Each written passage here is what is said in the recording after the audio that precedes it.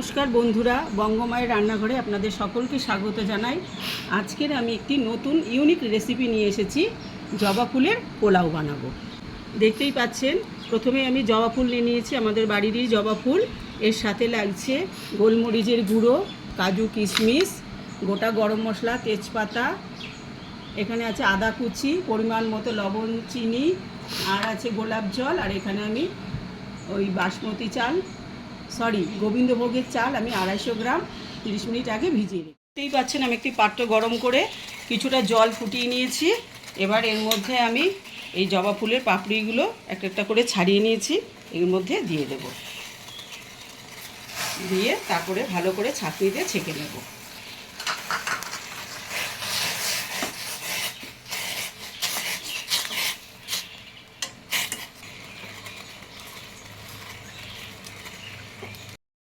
এবার আমি সিদ্ধ করা ফুলগুলোকে ছাঁকনি দিয়ে ছেঁকে নিচ্ছি।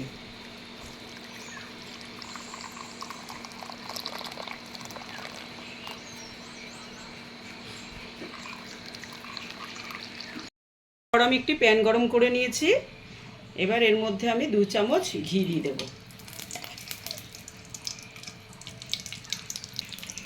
এর মধ্যে গোটা গরম মশলা, লম্বা করে কাটা আদা কুচি,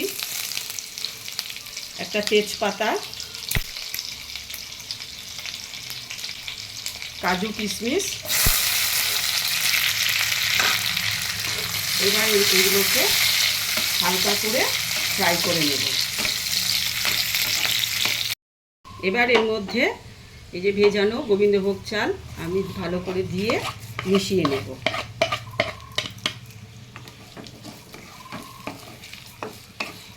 এটাকেও একটু হালকা করে ফ্রাই করে নিতে হবে। এখন এর মধ্যে পরিমাণ মতো লবণ দেব।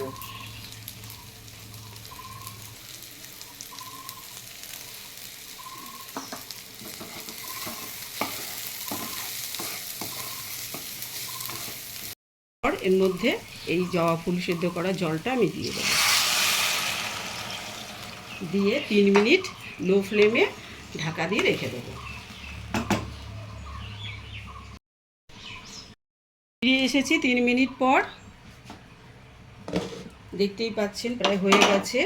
এবার এর মধ্যে আমি 1 চামচ চিনি, 1 চিমটি গোলমরিচের গুঁড়ো, 1 চামচ গোলাপ জল দিয়ে গ্যাসটা অফ করে দিয়ে আরও 30 সেকেন্ড আমি ঢাকনা দিয়ে ঢেকে রাখবো।